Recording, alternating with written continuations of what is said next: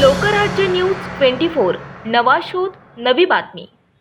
पुणे शहरातील विविध भागात घरफोडीचे गुन्हे घडले आहेत। शहरातील चतुःशृंगी, कोंढवा आणि हडपसर पोलीस ठाण्याच्या हद्दीत घरफोडीच्या गुन्ह्यांमध्ये 5 लाखांचा ऐवज चोरून नेला आहे। या प्रकरणी स्थानिक पोलीस ठाण्यामध्ये अज्ञात चोरट्यांविरोधात चोरीचा गुन्हा दाखल करण्यात आला आहे। चतुःशृंगी पोलीस ठाण्याच्या हद्दीत बाणेर बालेवाडी रोडवरील चाकणकर मळा येथील हार्डवेअर दुकानात चोरट्यांनी चोरी करून 4 लाखांचा मुद्देमाल चोरून नेला। हा प्रकार शनिवारी 3 तारखेला दुपारी 1 ते रात्री 9 दरम्यान घडला।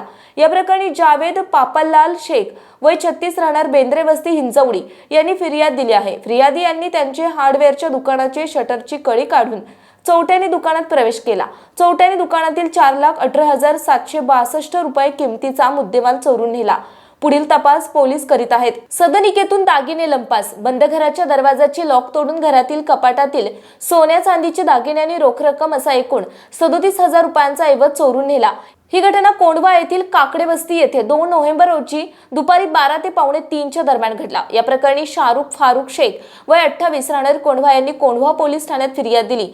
पुढील तपास कोंढवा पोलीस करतायत। घरफोडीची तिसरी घटना हडपसर परिसरात घडली आहे। हडपसर येथील सीरम कंपनी जवळील आनंदनगर मधील फ्लॅटचे कुलूप तोडून चोरट्यांनी घरात प्रवेश केला। चोरट्यांनी बेडरूम मधील कपाटातील 39,500 रुपयांचे 8.5 ग्रॅम वजनाचे सोन्याचे एक मोबाईल आणि साऊंड बॉक्स अज्ञात चोरट्यांनी चोरून नेला आहे। महाराष्ट्रातील महत्त्वाच्या आणि ताज्या बातम्या पाहण्यासाठी आजच आमच्या लोकराज्य न्यूज 24 न्यूज चॅनलला YouTube वर सबस्क्राइब करा आणि बेल आयकॉन प्रेस करा।